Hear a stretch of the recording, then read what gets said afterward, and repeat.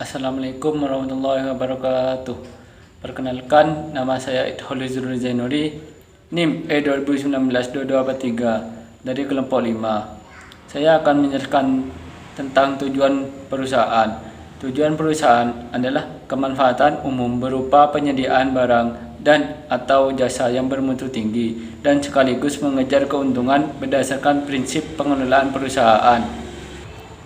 Jadi, tujuan perusahaan adalah target yang bersifat kuantitatif dan pencapaian target tersebut merupakan ukuran keberhasilan kinerja perusahaan. Tujuan perusahaan juga untuk mengembangkan arahan bagi perusahaan secara jelas. Dalam merumuskan tujuan harus memberikan ukuran yang lebih spesifik.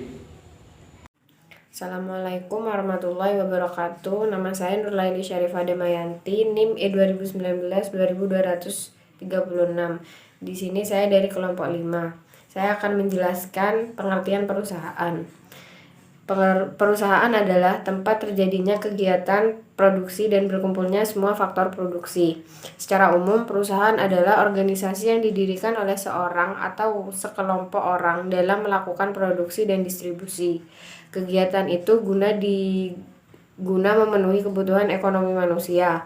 Kegiatan produksi dan distribusi dilakukan dengan penggabungan beberapa faktor produksi, yaitu manusia, alam, dan modal.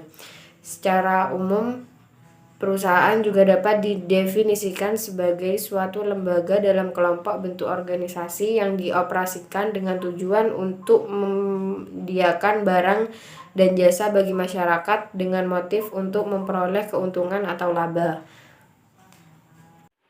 Assalamualaikum warahmatullahi wabarakatuh. Perkenalkan, nama saya Fitria Yuni Andika Putri dari ES6 NIM E2019-2273. Di sini saya akan menjelaskan mengenai teori perusahaan. Yang pertama, teori neoklasik. Teori neoklasik ini memiliki informasi yang sempurna terkait kondisi pasar serta permintaan dan penawarannya yang terkait dengan produksinya. Yang kedua, biaya transaksi. Biaya transaksi ini merupakan suatu alat analisa yang populer dalam ilmu ekonomi kelembagaan. Ekonomi biaya transaksi juga digunakan untuk mengatur efisien atau tidaknya di suatu desain kelembagaan. Yang artinya semakin tinggi biaya transaksi yang terjadi dalam kegiatan ekonomi transaksi, maka semakin tidak efisien kelembagaan yang didesainnya. Cukup sekian dari saya. Wassalamualaikum warahmatullahi wabarakatuh.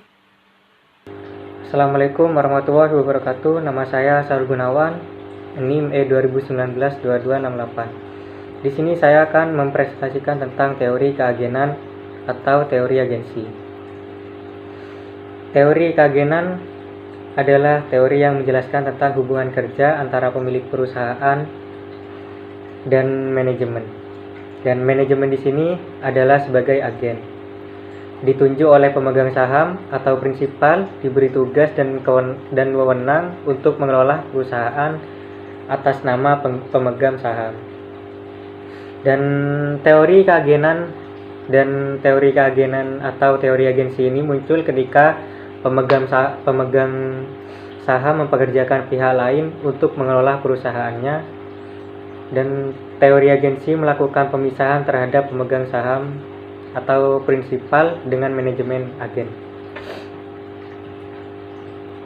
Dan meskipun prinsipal adalah pihak yang memberikan wewenang kepada agen, namun prinsipal tidak boleh mencampuri urusan teknis dalam operasi perusahaan. Urusan keduanya terpisah dan tidak tercampur.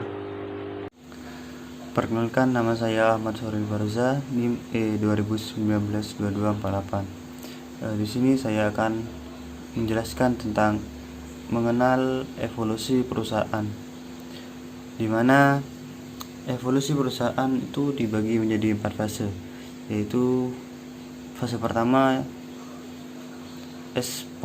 eksploitasi, yang kedua itu konservasi, yang ketiga yaitu kreativitas destruction, dan yang terakhir yaitu renewal. Keempat tahap itu mewakili siklus perusahaan dari lahir, tumbuh, berkembang, menua, mengalami krisis, dan kemudian memperbarui diri, dan berujung pada peremajaan atau renewal.